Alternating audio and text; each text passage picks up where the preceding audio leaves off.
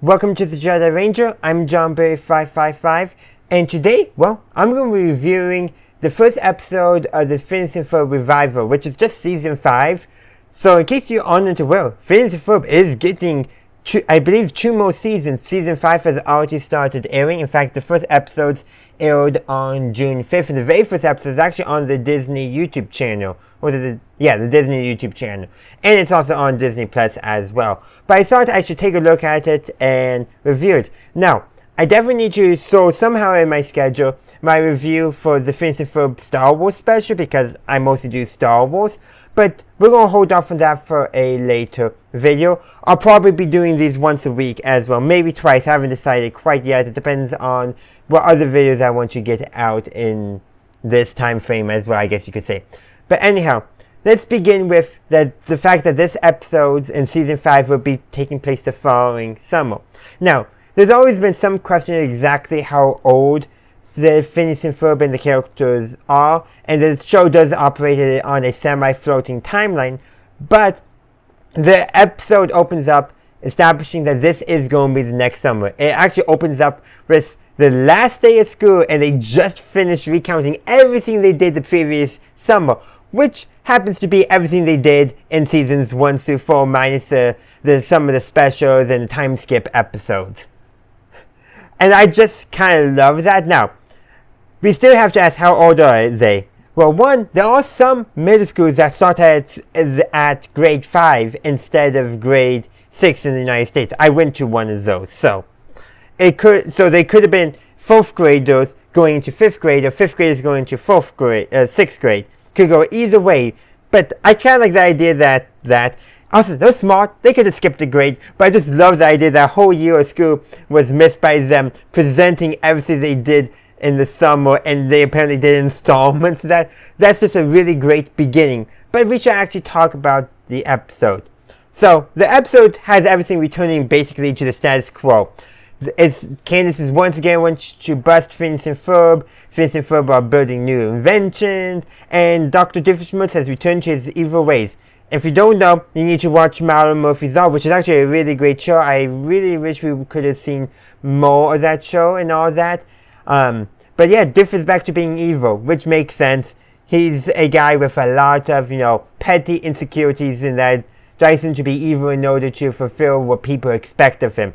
And that's why I think he's evil again. People expect him to be evil, so he's like, you know what, I'll just be evil. That's what I'm going with.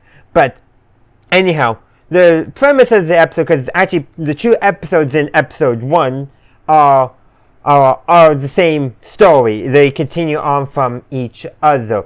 Basically, there's a start of the summer block party, hence why the part 1 is known as Summer Blockbuster. And Phineas and Ferb, they build 5 different inventions.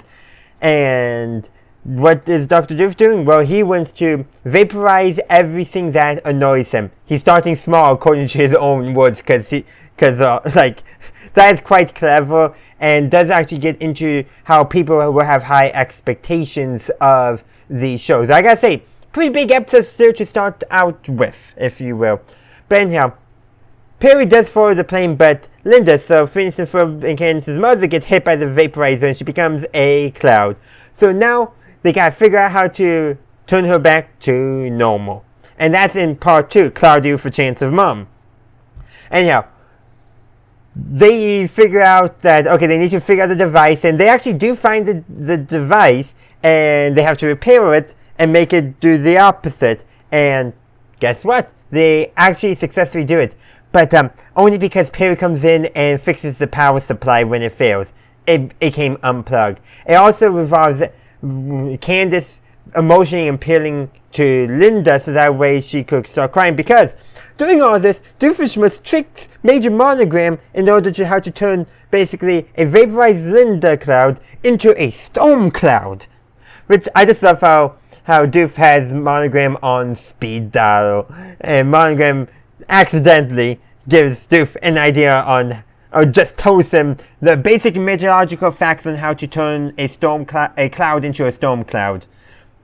But anyhow, it also, this all with especially Candace's emotional appeal, calls back to the beginning of part 1, where it was with the family photos. Really heartfelt there, and all that. And then the family photo for this year includes not just the Flynn Fletcher family, but all the friends as well. So it's quite nice, and honestly, it's a pretty good start to the episode. Reintroduces us to our main characters and all that. So main characters, we mean Phineas, Ferb, Candace, Perry, and Doof. Those are the 5 characters we get reacquainted with, which we have to. Isabel, Buford, Baljeet, Linda, a little bit of Linda, Monogram. We get somewhat introduced to them once again, but not enough, and that's probably because we'll get later episodes focusing on them. That's my theory, at least. For example, they show none of Isabella having a crush on Phineas. And that's probably because that would take away from the story they wanted to tell in this episode. At least that's how I interpret it. I need to watch the following episodes and I'll review them as well, so that way we can make a more comprehensive and cohesive review about the entire thing. But that's all my thoughts. I would love to hear your thoughts on the revival of Phineas and Ferb, and specifically of Season 5, Episode 1, in the comment section down below. Thank you for watching my video. I do hope you enjoyed it. If you did, please be sure to give this video a like and share. Also, consider subscribing to my channel to stay up to date on all my latest content. In the meantime, thank you for watching, and as always, have a good day, a good night, wherever you are. May the force be with you, always.